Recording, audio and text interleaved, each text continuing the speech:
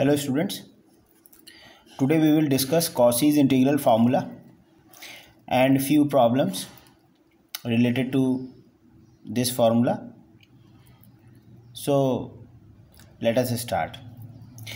The statement of Cauchy's integral formula is if fz is analytic within and on a closed curve C and small a is any point within C1, then f of a, the value of the function fz at point z equal to a, f of a, is given by 1 upon 2 pi I integration of fz over closed curve C, integration of fz over z minus a along the closed curve C. So this will give the value of the function fz at point z equal to a. So by using this formula, we can calculate the value of the function at point z equal to a, which is inside this closed curve C. Now its proof is important. It has already been asked few times in AKTU. So let us see it. So as you can see, the function fz upon z minus a, from this function we can say that at z equal to a, this the denominator will vanish, a minus a, that will give 0, and in that situation the function will not exist, so we cannot integrate it. So the point for which the denominator is vanishing is known as the pole or singularities of the given function. So z equal to a is a pole or a singularity for the given expression. Singularity is a point at which the value of the function cannot be determined or its integrand cannot be determined. Now, so we have let this function is analytic as the question, as in the question it is being given that fz is analytic. So we are letting this function fz upon z minus a, this entire function, this entire expression, the function this is analytic. This will also, since fz is analytic, so fz upon z minus a will also be analytic. So fz upon z minus a is analytic at all points inside the curve C, except at z equal to a. As you can see that at z equal to a the expression will not hold. तो z equal to a point पे function ही या हमारा जो expression है ये hold नहीं करेगा. इस वजह से इस पॉइंट पे x equal to z equal to a पर हमारा फंक्शन जो है वो एनालिटिक नहीं होगा. बाकी इसके अलावा जो क्लोज्ड कर्व C है, अब कर्व C को देख लेते हैं. देखिए मैंने नीचे फिगर में दिखा रखा है, इसमें देखिए ये है क्लोज्ड कर्व C. देखिए this is the closed curve C, outer curve, that is the bigger one. वो कर्व C है आपका, और इस कर्व C के ऊपर और इसके अंदर हर पॉइंट पे फंक्शन fz हमारा एनालिटिक है, एक्सेप्ट दिस पॉइंट A. ये जो पॉइंट A है z equal to a point, इस पे एनालिटिक नहीं है. ठीक है, तो हमने क्या किया है कि इस point z equal to a के अराउंड हमने एक क्लोज्ड कर्व C1 बनाया है, r रेडियस का, स्मॉल r रेडियस का एक बहुत ही छोटा कर्व बना लिया है, जिसको हमने नाम दे दिया है C1. ठीक है, तो आप देख सकते हैं यहाँ पर हमने लिखा है draw a circle C1 of a small radius r with centre at z equal to a. ये कोई हमें C1 दिया नहीं गया था, हमने अपनी तरफ से बनाया है. ठीक है, हमसे ये कह रहा था कि मान लीजिए ये आपका सर्किल दिया है, ये क्लोज्ड कर्व C है, और इसके ऊपर हमारा फंक्शन fz जो हमसे कह रखा है कि fz जो है वो हमारा फंक्शन fz डिफाइंड है, एनालिटिक है. फंक्शन fz हमारा इस पॉइंट पे एनालिटिक है. ओके, तो हमारा फंक्शन fz जो है वो एनालिटिक है पूरे कर्व, आउटर कर्व C पर. तो हमने कहा कि एक पॉइंट A है जिस पर फंक्शन एनालिटिक नहीं है, तो उसके अराउंड हमने स्मॉल r रेडियस का एक क्लोज्ड कर्व C1 लिया है, और इस मल्टीपली कनेक्टेड रीजन को हमने सिंपली कनेक्टेड रीजन में कन्वर्ट किया है, ताकि हमारा फंक्शन जो है इन दोनों सर्किल्स के बीच में हर एक पॉइंट पे डिफाइंड हो जाए. इन दोनों सर्किल्स के बीच में हर पॉइंट पे हमारा फंक्शन जो है वो एनालिटिक होगा, साथ ही साथ इन दोनों कर्व की बाउंड्रीज पर भी, C1 की बाउंड्री के अलॉन्ग और C की बाउंड्री के अलॉन्ग भी हमारा फंक्शन एनालिटिक होगा, और इनके बीच में जितने पॉइंट्स आ रहे हैं उन पर भी हमारा फंक्शन एनालिटिक होगा. तो आप जो है कॉशीज थ्योरम हम यहाँ पे यूज़ कर पाएंगे. चलिए देख लेते हैं. तो हमने क्या किया है, हमने ये C1 सर्किल अपने मन से हमने ड्रॉ किया है, जिसका कि सेंटर A मान लिया है, जिस पॉइंट पे फंक्शन एनालिटिक एनालिटिक नहीं था, हमारा गिवन एक्सप्रेशन एनालिटिक नहीं होगा इस पॉइंट पर z इक्वल टू ए पे। तो इसलिए हमने क्या किया, इसके अराउंड एक सर्किल बनाया हमने C1 और उसकी रेडियस हमने मान ली है r है। ठीक है, तो draw circle C1 of a small radius r with centre at z equal to A lying inside C के अंदर बनाया था। ठीक है, अब इसको तो यहाँ पे जो हमारा function F Z upon Z minus A है ये एनालिटिक होगा इस किस रीजन में, between C and C1, C और C1 के बीच में जो जितने भी पॉइंट्स आएंगे उनके उस पर हमारा फंक्शन जो गिवन एक्सप्रेशन है F Z upon Z minus A वो एनालिटिक होगा। ओके, तो आप देख सकते हैं। तो चलिए अब हम जब हमने इसको यूज़ किया इस कॉन्सेप्ट को, तो यूज़ इसलिए किया ताकि हम कॉशीज थ्योरम अप्लाई कर पाएँ। तो ये कॉशीज थ्योरम हमारी कहती है मल्टीपली कनेक्टेड रीजन पे हमने जो कॉशीज थ्योरम आपको बताई है उसका हमने यूज़ किया है यहाँ पे कि लाइन इंटीग्रल, तो हमारा जो function F Z upon Z minus A का जो ये एनालिटिक फंक्शन है इसका जो इंटीग्रेशन आएगा वो बराबर होगा, चाहे आउटर कर्व के अलॉन्ग आप लें और चाहे इनर कर्व के अलॉन्ग लें, गिवन हमारे फंक्शन का इंटीग्रेशन वो सेम आएगा। तो ये कहती है कॉशीज थ्योरम, ये हम लोगों ने लास्ट टाइम पे देखा था। तो वही हमने लगा दिया है कि आउटर कर्व के अलॉन्ग चाहे आप के अलॉन्ग आप इंटीग्रेट करिए फंक्शन को, और चाहे इनर कर्व C1 के अलॉन्ग आप इंटीग्रेट करिए अपने इसी सेम फंक्शन को जो कि एनालिटिक है। तो हमारा इन दोनों ही सिचुएशन में जो वैल्यू आएगी इंटीग्रेंड की वो सेम होती है। तो वही हमने यहाँ पे लॉजिक लगाया है। अब हम यहाँ बात कर लेते हैं, चलिए यहाँ पे हम क्या बात कर रहे हैं कि यहाँ पे जैसे अगर हमें इस कर्व C1 के अलॉन्ग अगर कोई पॉइंट लेना है तो वो पॉइंट क्या होगा हमारा। तो अगर आपको पता है कि जैसे mod z minus A equal to R अगर सर्किल की इक्वेशन है, ये जो इनर सर्किल है उसकी इक्वेशन क्या है, mod z minus A equal to R. तो यहाँ से आप z की वैल्यू निकाल सकते हैं। तो आपकी z माइनस ए की वैल्यू क्या हो जाएगी, r into e raise to the power I theta. Polar form में लिख लिया है, एक्सपोनेंशियल फॉर्म में लिखा है। यहाँ पे थीटा रेंज करता है आपका 0 से 2 पाई के बीच में। ओके, ये कैसे किया आपको याद होगा, mod z equal to R, ये इक्वेशन है आपकी उस सर्किल की जिसका ओरिजिन सेंटर होता है, यानी सेंटर जिसका ओरिजिन पे होता है, जिसकी रेडियस r होती है। तो ये जो सर्किल होता है आप इसको रिप्रेजेंट कर सकते हो।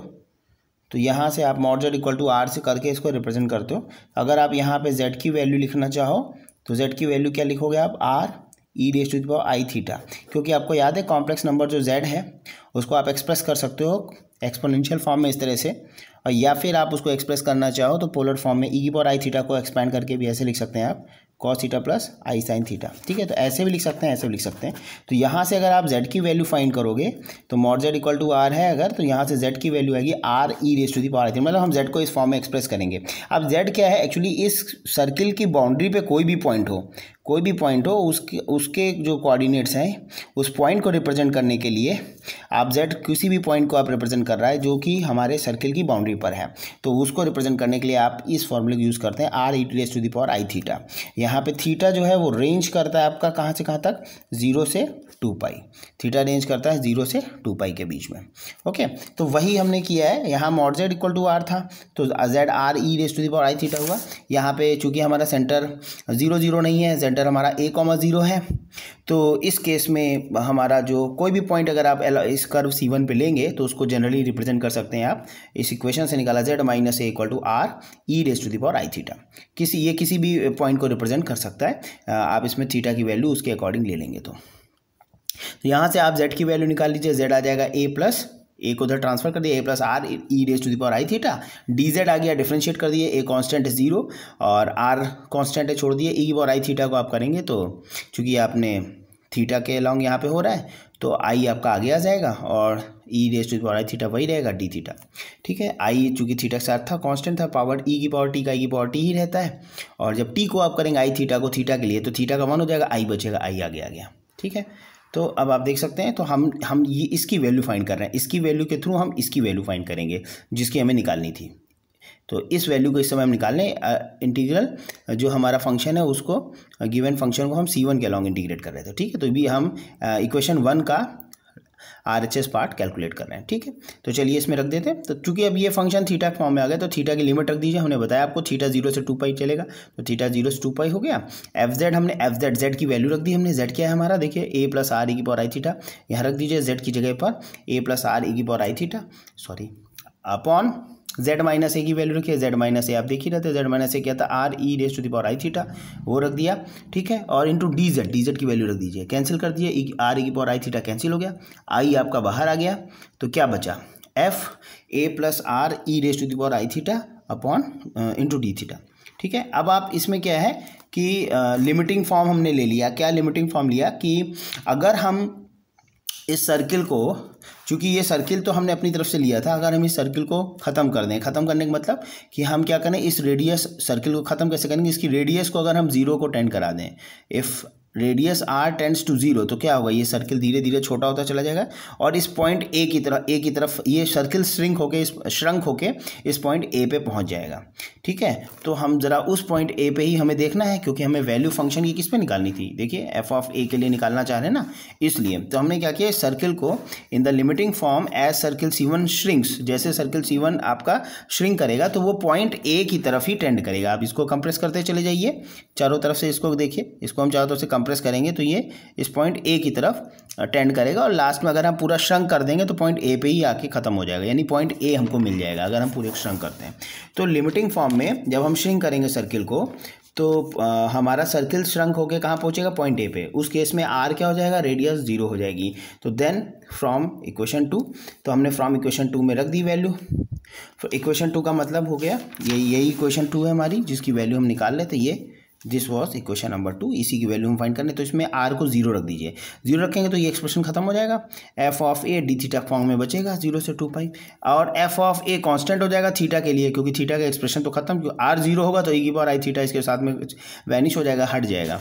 तो ये एक्सप्रेशन देखिए आपके पास आ गया, हाँ ये आ गया, देखिए इसकी वैल्यू निकाल लेते और ये वैल्यू आ गई, ए बचा, एफ ऑफ ए बचा, एफ ऑफ ए कांस्टेंट है बाहर चला जाएगा, आई इंटू एफ ऑफ ए हो गया, अंदर क्या होता है 0 से 2 पाई डी थीटा, इसको इंटीग्रेट कर लीजिए तो थीटा आएगा, इसका इंटीग्रेशन वो कांस्टेंट है 1 है, 1 का इंटीग्रेशन जिसके रिस्पेक्ट में हो रहा है थीटा के रिस्पेक्ट में थीटा आएगा, लिमिट रख दीजिए 0 से 2 पाई, तो 2 पाई माइनस 0, तो रिजल्ट आ गया 2 पाई बाहर आ गया, तो 2 pi I into F A पहले से था, आई इंटू एफ ए।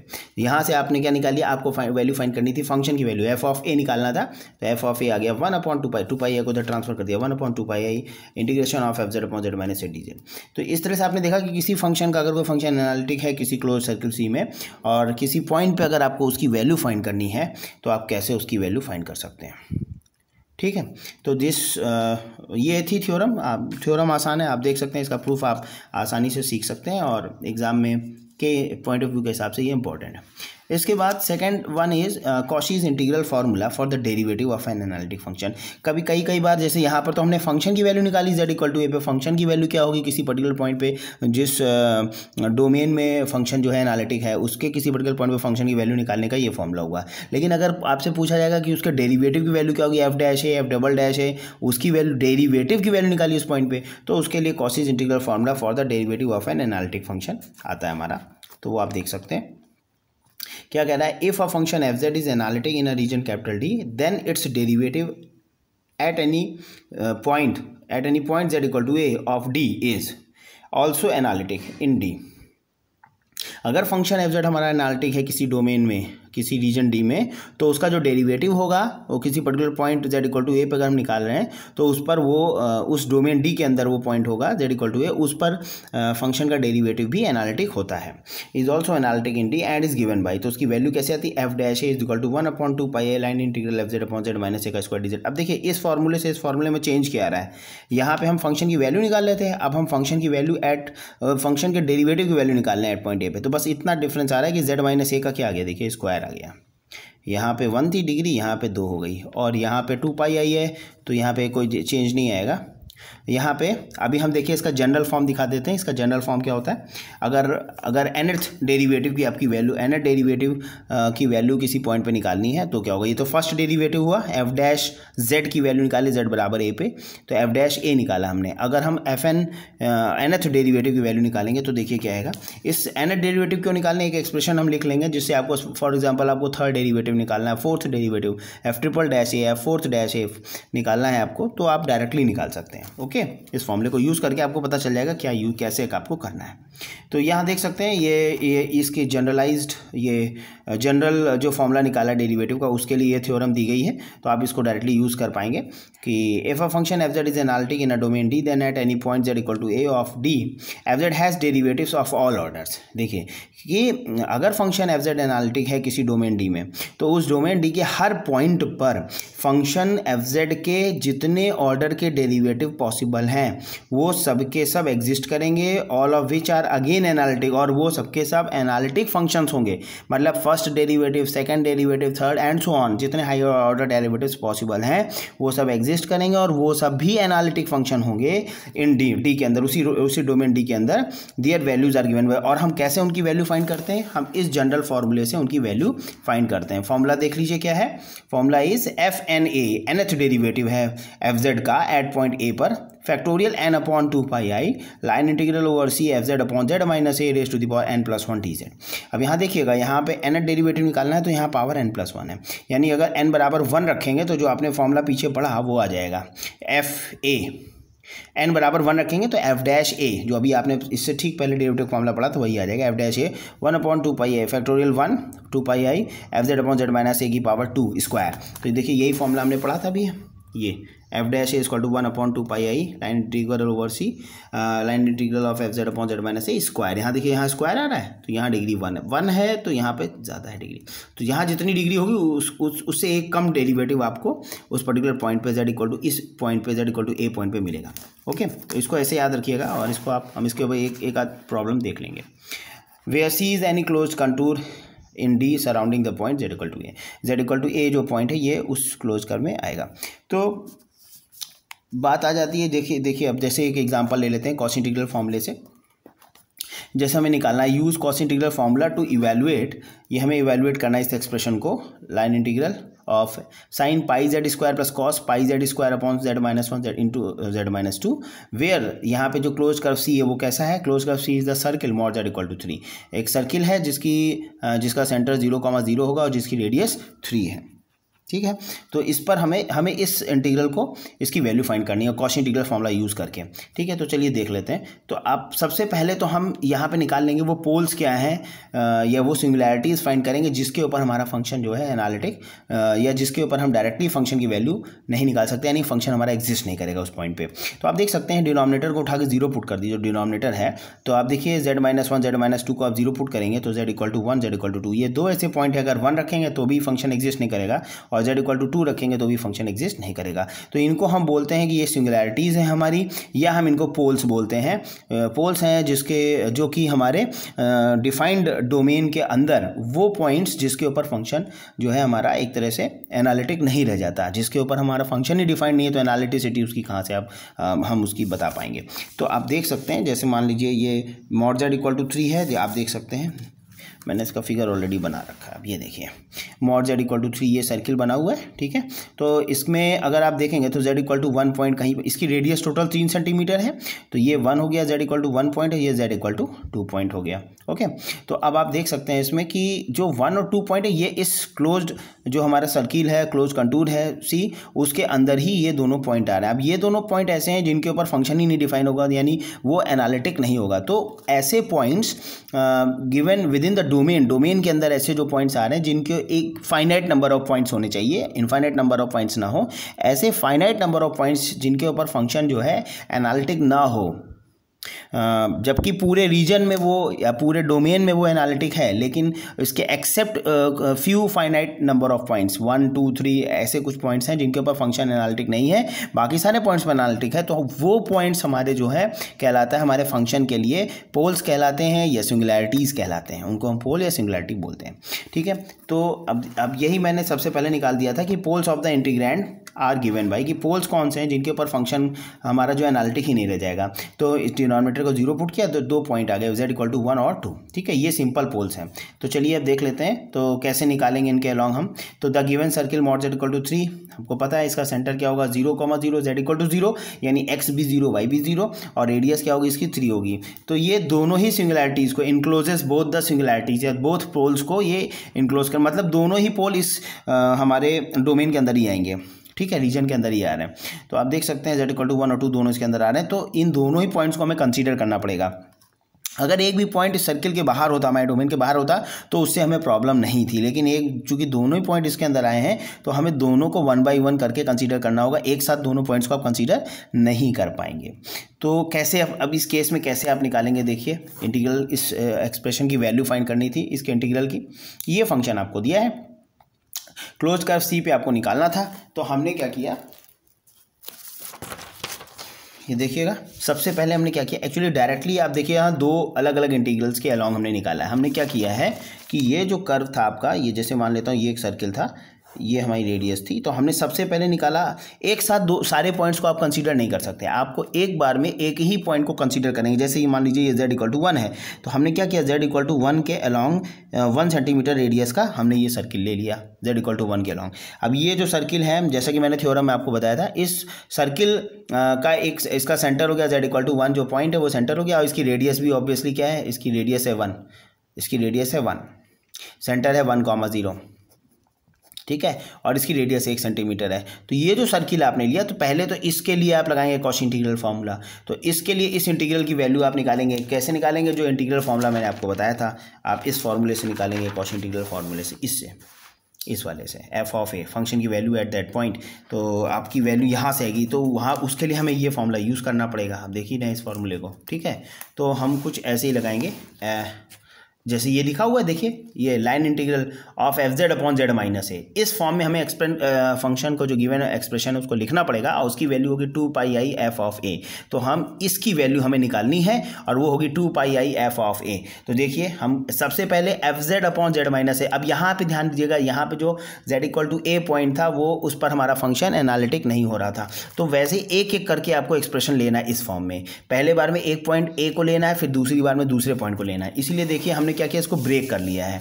तो हमने दो अलग अलग सर्किल्स के लिए इसको लिखा है। पहले C1 लिखा है जिसमें z - 1 लिखा है, यानी z = 1 वाले सर्किल को हमने z = 1 वाले सर्किल को कंसीडर किया है। तो z = 1 के लिए जब लिखना है, देखिए तो z - 1 जो है वो अलग आना चाहिए। तो देखिए z - 1 को सबसे पहले तो आप नीचे निकाल दीजिए एकदम अलग, और जो गिवन फंक्शन बचा है उसको पूरे को ऊपर कर लीजिए। तो ये जो z - 2 उसके साथ में था, ये इस समय ऊपर चला जाएगा, क्योंकि इस समय हमने z = 1 के अलॉन्ग जो है सर्किल बनाया है। z = 1 जो पॉइंट आप देख रहे हैं, इसके पॉइंट के अलॉन्ग हम सर्किल कंसीडर कर रहे हैं। z = 2 को एक साथ, दोनों पॉइंट्स को एक साथ नहीं ले सकते आप, एक टाइम पर आप एक ही पॉइंट को चूज करेंगे। ओके, तो अब आप देख सकते हैं ये लिख लिया। प्लस फिर जब आप दूसरे पॉइंट को कंसीडर करेंगे, तो ये C1 के अलॉन्ग लिया। अब मान लीजिए z = 2 के अलॉन्ग एक हम सर्किल ऐसे ही कंसीडर कर लेंगे, जैसे यहाँ पे था। तो अब की बार हमने क्या किया, 1 था, अब की मान लेता हूँ ये है z = 2 पॉइंट, ठीक है। तो हम इसके अलॉन्ग एक सर्किल कंसीडर कर लेंगे, ठीक है। तो बस अब की बार हम जब इस z = 2 के अलॉन्ग कंसीडर करेंगे, तो z - 2 जो है वो हमारा, देखिए इस फॉर्मूले के हिसाब से, देखिए यहाँ पे z - 2 नीचे आएगा, बाकी जो बचेगा वो पूरा fz है। z - 2 नीचे आ जाएगा, और जो रिमेनिंग जो कुछ भी बचा है पार्ट, वो पूरा fz कहलाएगा। ये ज़रूर fz का मतलब ये नहीं कि डिनोमिनेटर में कुछ नहीं आ सकता, आपको सिर्फ उस पॉइंट को हटा देना है जिसके अराउंड आप सर्किल को कंसीडर कर रहे हैं। उस पॉइंट को या उस फैक्टर को हटा दीजिए गिवन एक्सप्रेशन में से, वो अपॉन में जाएगा, बाकी जो बचा वो पूरा का पूरा ऊपर चला जाएगा। तो देखिए हमने ऐसे ही z = 2 के सर्किल के अलॉन्ग लिख लिया, z = 2 जो पॉइंट है हमारा उसके अलॉन्ग लिखा, तो z - 2 नीचे छोड़ दिया, और बाकी जो बचा z - 1 और ऊपर वाला पूरा न्यूमरेटर के सहित ऊपर लिख लिया हमने। ओके, अब आप देख सकते हैं, तो दोनों को अलग अलग सॉल्व करना था। तो देखिए इसकी वैल्यू क्या आ जाएगी, 2 पाई आई, और गिवन फंक्शन की वैल्यू, गिवन एक्सप्रेशन, ये हमारा fz है। अब इसको देखिए कंपेयर कर रहा हूँ मैं फॉर्मूले से, ये पूरा जो लिखा है ऊपर, ये पूरा fz है, नीचे z - a लिखा है। तो ये वैल्यू किसके बराबर थी, अब देखिए थ्योरम को, fz अपॉन z - a किसके, 2 pi I f of a, जो फंक्शन आपको दिया है। fa किस क्या होगा, fa वो है जो z - a के अलावा है, ऊपर है fz में z - a, इस fz में आप रखेंगे z की जगह पे a, ठीक है, z की जगह पे a रखना है, z = a पे इस fz की वैल्यू जो ऊपर लिखा है, तो इंटू 2 पाई आई। तो देखिए a किया हमने, तो देखिए क्या है यहाँ, क्या z - 1 था, इसको छोड़ दीजिए। fz क्या है हमारा, ये पूरा पॉइंट जो ऊपर लिखा है ये पूरा fz है, नीचे वाला छोड़िए। तो ये fz लिख लिया हमने सबसे पहली बात, और फिर इस पूरे एक्सप्रेशन की वैल्यू एट z = a पे, तो z - a नीचे लिखा है, z = a मतलब z बराबर 1 पे, z - 1 को 0 ले लीजिए, z बराबर 1 आ जाएगा। तो इस एक्सप्रेशन की वैल्यू z बराबर 1 पे निकाल लीजिए। ओके, अच्छा ऐसे ही इसमें करना है। अब इसमें क्या है, इसमें fz पूरा ऊपर वाली क्वांटिटी लेनी है, और नीचे जो z - a यानी z - 2 लिखा है इसको छोड़ दीजिए। तो देखिए हमने लिख लिया two pi I into F of A था, तो two pi I F Z लिखिए पहले, तो F Z at Z equal to A. तो जेड यहाँ पे एक क्या हो जाए, जेड माइनस टू को जीरो लेंगे, जेड बराबर टू पे, तो जेड बराबर टू पे जो पूरा फंक्शन है एफ जेड उसकी वैल्यू। अब इसमें आपको कुछ नहीं करना, वैल्यू रख दीजिए, टू पाई आई इंटू जेड बराबर वन रखेंगे तो साइन 180, साइन 180 जीरो, तो जीरो हो गया। और z की जगह पे आप वन यहाँ पे रखेंगे, cos 180 minus one, upon one रखेंगे तो one minus two minus one, plus two pi आई इंटू जीरो प्लस वन। देखिए साइन फिर से रखिए, z इक्वल टू टू रखिए, तो z इक्वल टू टू रखेंगे, sine two pi, sine two pi मतलब साइन 360 जीरो, और cos two pi, cos 360, cos zero की वैल्यू क्या होती है 1, ठीक है, upon two minus one that is 1। तो वैल्यू क्या आ गई भाई, माइनस वन से minus one cancel, two pi i रहेगा, और two pi I into one, two pi i plus two pi I that is 4 पाई आई। तो इस तरह से आपको जितने भी अब ये टोटल इंटीग्रल की वैल्यू यानी टोटल जो एक्सप्रेशन हम सॉल्व कर रहे थे उसकी वैल्यू आई। तो जितने पोल्स आएंगे आपके, जितने भी सिंपल पोल्स आएंगे या सिंगुलैरिटीज होंगे, और ध्यान ये रखना है कि अगर मान लीजिए जेड इक्वल टू 1 और 2, हमारे पास दो पॉइंट्स आए थे जो हमारे डोमेन के अंदर थे, अगर इनमें से एक भी पॉइंट डोमेन के बाहर होता तो फिर हमें उसकी चिंता करने की जरूरत नहीं थी। अगर एक ही पॉइंट होता तो हम केवल उसी के अलॉन्ग निकालते डोमेन के अंदर, दूसरा बाहर निकल जाता। जैसे मान लीजिए z इक्वल टू मान लीजिए 4 पॉइंट होता और एक z इक्वल टू 1 होता, तो z इक्वल टू 4 चूंकि इसके अंदर नहीं आएगा सर्किल के अंदर, तो हम z इक्वल टू 4 की को हमें कंसीडर करने की जरूरत ही नहीं थी। हम केवल एक पॉइंट जो अंदर आ रहा था z इक्वल टू 1 उसी के अलॉन्ग सॉल्व कर लेते, बस ये F Z upon Z minus 1 करके, बस हमें दूसरा निकालने की जरूरत नहीं पड़ती। अगर जितने भी पॉइंट्स इस तरह से अंदर आएंगे जो सिंगुलैरिटीज़ की तरह हमारे लिए काम कर रहे हैं, फंक्शन के लिए, एफ जेड के लिए, जिस पे फंक्शन एनालिटिक नहीं है, उन सब के लिए हमें इस तरह लिखना पड़ेगा। मान लीजिए भी एक और पॉइंट आ जाता, कोई जेड, मान लीजिए Z minus one Z minus to है, ऐसे ही जेड माइनस 3/2 होता, तो 1.5 मतलब जेड माइनस 1.5, तो 1.5 तो 1 और 2 के बीच में आता, तो हमारे पास एक और फ्रैक्शन बढ़ जाता, एक और हमें इसमें पार्ट करना पड़ता। और जैसे ये दो किए ऐसे एक प्लस करके तीसरा करते और उनका भी उसको भी जोड़ देते नीचे लाके। तो ये इस तरीके से आपको करना है। अब एक क्वेश्चन देख लेते हैं जो हमने और डेरिवेटिव का nth डेरिवेटिव के लिए हमने फॉर्मूला देखा, उसके बिहाफ पे आप इसको सॉल्व कर सकते हैं। क्या है, use Cauchy's integral formula to evaluate function दिया ए की power 2z upon z plus 1 की पावर 4। देखिए पावर कितनी आ गई 4, यहाँ पे पावर 4 है, वहाँ पे पीछे क्या थी पावर 1 थी सबकी, है ना, पीछे पावर 1 आई थी, z माइनस 2 z प्लस 1, वहाँ ऐसे z माइनस 1 z माइनस 2 था, यहाँ पावर 4 आ गई। अब इसकी वैल्यू निकालनी है आपको, ठीक है। Where C is the circle mod z equal to 3, 3 radius वाला सर्किल है, जैसे पिछले क्वेश्चन में था मॉड z इक्वल टू, वहाँ z माइनस ए था, यहाँ पे z है, मॉड z है, नहीं पीछे भी मॉड z ही था, सॉरी सेम ही था, सर्किल सेम है। तो इंटीग्रैंड, अब इसकी सिंगुलैरिटी पहले निकाल लीजिए, तो z प्लस 1 को उठा के रख दीजिए 0, तो इसकी सिंगुलैरिटी क्या थी, z प्लस 1 को 0 रखा तो z बराबर माइनस 1 आ गया। तो द इंटीग्रैंड है singularity at z equal to -1 या z इक्वल टू -1 पे हमारा फंक्शन एनालिटिक नहीं होगा, which lies within the circle. अब z equal to -1 point obviously आप देख सकते हैं, अगर ये आपका मान लीजिए 3 रेडियस का सर्किल है तो z इक्वल टू -1 पॉइंट यहाँ पे आएगा, तो ये हमारा सर्किल कुछ इस तरह से बनेगा। सॉरी ये सर्किल तो पूरा है ही है, तो मतलब ये पूरा 3 रेडियस का सर्किल लिया है हमने, ठीक है। तो z इक्वल टू -1 पॉइंट यहाँ पे कहीं पे आएगा, z इक्वल टू -1, तो -1 का मतलब -1, 0 इसका सेंटर होगा, -1, 0 इसका सर्किल, इस सर्किल का सेंटर होगा। इसकी रेडियस जो है वो 1 सेंटीमीटर ही रहेगी, सॉरी z इक्वल टू -1 तो पॉइंट बता रहा हूँ, रेडियस तो हम पूरे डोमेन की बात कर रहे थे, मॉड z इक्वल टू 3, वो तो पूरा बड़ा सर्किल है हमारा, ठीक है, वो हमारा पूरा बड़ा सर्किल था। चलिए, तो अब इसमें जैसे अब इसकी वैल्यू फाइंड करनी है आपकी, तो अब आप उस फॉर्मूले पहुंचिए जो nth डेरिवेटिव का आपको मैंने बताया अभी। तो हमने ये फॉर्मूला देखा था nth डेरिवेटिव पर फंक्शन की वैल्यू निकालना, तो जैसे F nth derivative of function F Z at उसकी value at Z equal to A पे।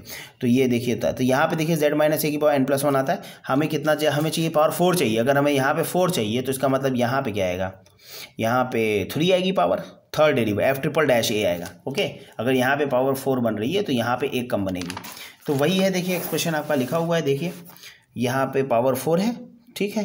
तो इसकी वैल्यू क्या हो जाएगी भाई, आपको फॉर्मूले से पता है 2πi अपॉन फैक्टोरियल 3। देख लीजिए यहाँ से वैल्यू, फिर से एक बार देख लेते हैं। हमें इसकी वैल्यू निकालनी है, देखिएगा हमें इतने की एक वैल्यू निकालनी है, तो इतने की वैल्यू क्या होगी, 2πi यहाँ मल्टीप्लाई में आ जाएगा, 2πi यहाँ पे हो गया, ये ऐसे हो जाएगा 2πi, ठीक है, और FNA, ठीक है, और अपॉन ये जो फैक्टोरियल है ना ये अपॉन में आएगा, अपॉन फैक्टोरियल ये आया।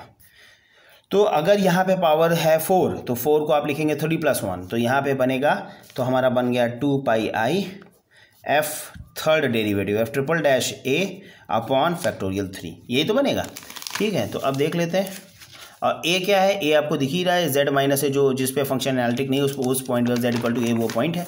तो अब आप देख लीजिए यहाँ पे क्या दिख रहा है।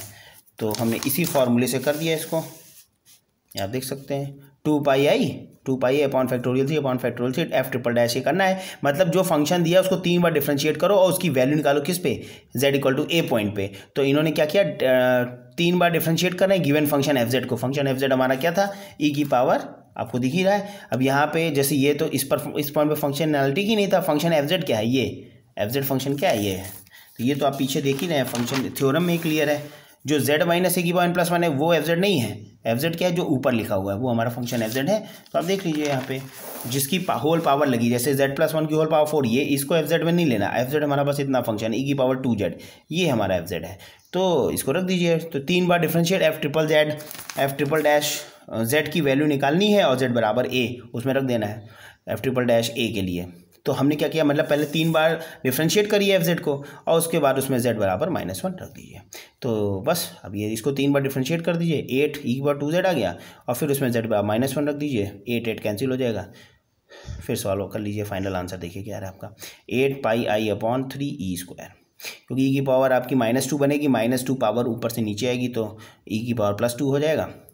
और 8 अपॉन 3, एक्चुअली ये फैक्टोरियल 3 था तो ये वैल्यू 3 में आई होगी, ये मैंने गलत लिख दिया है शायद, यहाँ पे 8 नहीं होगा, यहाँ पे 3 होगा। तो पाई आई अपॉन 3, फैक्टोरियल 3 से 2 कैंसिल हो गया होगा और ये फाइनल रिजल्ट आपका इस तरह से आएगा। ये 2 है, 2 फैक्टोरियल 3 कैंसिल होगा तो 1/3 पाई आई बचा और ये अंदर 3 बार डिफरेंशिएट करेंगे तो 2 2z 4 2z 8 वो आ जाएगा, ई की पावर 2z वैल्यू, ये आंसर आ गया फाइनल। ओके, तो दिस इज़ हाउ कैसे आपको इसके क्वेश्चंस को करना है। आप कुछ क्वेश्चंस की आप प्रैक्टिस कीजिएगा और इसके ऊपर आगे हम नेक्स्ट लेक्चर में फिर इसके अगले के टॉपिक को कवर करेंगे। आज के लिए इतना ही, थैंक यू।